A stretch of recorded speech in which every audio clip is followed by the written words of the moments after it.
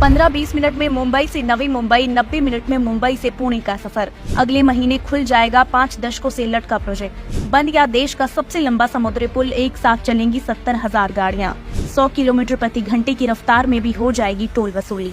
अगले महीने से मुंबई से नवी मुंबई तक सफर करने वालों को जाम से छुटकारा मिलने वाला है, क्योंकि देश का सबसे लंबा समुद्री पुल अगले महीने 25 दिसंबर को आम जनता के लिए खोल दिया जाएगा। पीएम मोदी ने इसकी नींव रखी और 5 साल के भीतर ये तैयार हुआ। अब उन्हीं के कार्यकाल में शुरू होने जा रहा है। भले ही इतने कम समय में बनकर तैयार हुआ हो, लेकिन आपको जानकर हैरानी होगी कि सबसे पहली बार इसका प्रपोजल 1960s के दौर में लाया गया था, लेकिन इतने सालों तक ये प्रोजेक्ट ठंडे बस्ते में रहा।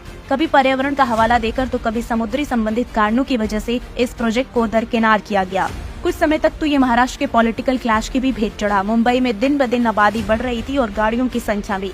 2005 में फिर से 4,500 करोड़ के बजट के साथ इसे बनाने का एक और प्रपोजल लाया गया, लेकिन 10 साल तक लटकाने से उसकी लागत बढ़ती चली जाएगी। दरअसल उस समय केंद्र में कांग्रेस पार्टी, महाराष्ट्र में शरद पवार की पार्टी एनसीपी के बीच आपसी अनबन थी, जिसकी सजा आम आदमी को भुगतना पड़ रहा था। फिर 2014 में भारी बहुमत से मोदी सरकार सत्ता में आई और महाराष्ट्र में देवेंद्र फडणवीस के नेतृत्व में भाजपा की सरकार बनी। देश के कई अटके प्रोजेक्ट की तरह ही सरकार ने हार्बर सी लिंक पर फोकस किया। फडणवीस ने डबल इंजन सरकार का फायदा उठाते हुए प्रोजेक्ट से रिलेटेड सभी अप्रूवल केंद्र सरकार से लिए। इतना ही नहीं, जापान की कंपनी से फंडिंग भी लिया। 2 साल के भीतर ही पीएम मोदी ने इसकी नींव national airport, Mumbai port trust और जवाहरलाल नेहरू पोर्ट तक फास्ट कनेक्टिविटी होगी। इससे माल ढुलाई में आसानी होगी और कम समय में सामान पहुँचाया जा सकेगा। मुंबई का ये ब्रिज देश का सबसे लंबा समुद्री पुल होने के साथ साथ एक और रिकॉर्ड अपने नाम करने जा रहा है। दरअसल ये देश का पहला ब्रिज होगा जिसमें ओपन रोड टोलिंग सिस्टम होगा, यानी कि टोल के लिए आपको गाड़ी धीमी करने की जरूरत नहीं पड़ेगी। 100 किलोमीटर की रफ्तार में भी टोल वसूली हो जाएगी। ब्रिज का बड़ा हिस्सा समुद्र से होकर गुजरता है, इसलिए निर्माण में वर्ल्ड क्लास टेक्नोलॉजी का इस्तेमाल किया गया है। ब्रिज में 2 emergency exit, crash barrier, 1212 light pole install किए गए हैं। पोल का डिजाइन ऐसा है कि समुद्र में चलने वाली तेज हवा के झोंकों से खराब नहीं होगा।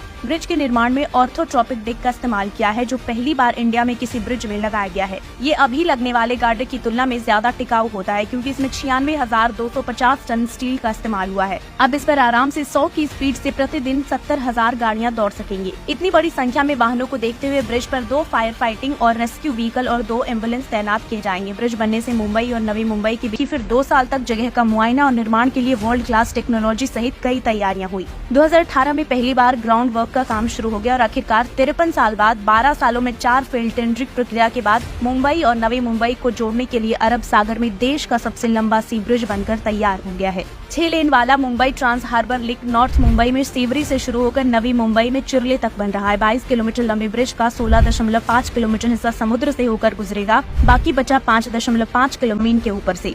बीच में 4 किलोमीटर का स्टील स्पैन होगा, जो जहाजों की आवाजाही आसान करेगा।